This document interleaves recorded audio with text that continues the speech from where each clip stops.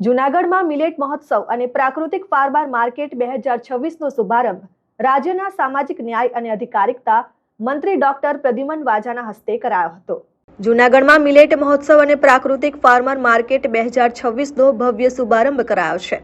રાજ્યના સામાજિક ન્યાય અને અધિકારિતા મંત્રી ડોક્ટર પ્રદ્યુમન વાજાએ શુભારંભ કરાવ્યો છે।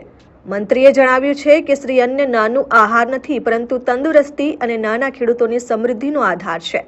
પ્રારંભ પ્રસંગે પ્રગતિશીલ ખેડૂત અને મુખ્યમંત્રી યોજના હેઠળના લાભાર્થીને સન્માન અને સહાય આપવામાં આવી।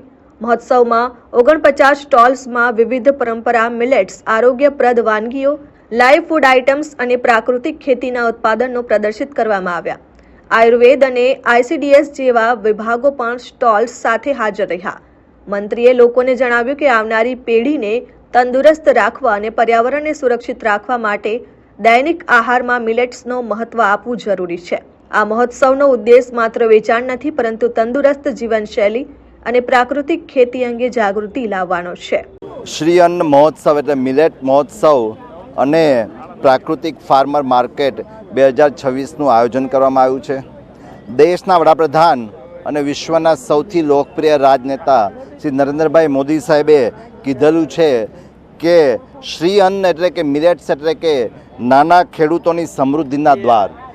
શ્રી અન્ન એટલે આદિવાસી સમાજનો સત્કાર અને શ્રી અન્ન એટલે કેમિકલ મુક્ત ખેતીનો આધાર।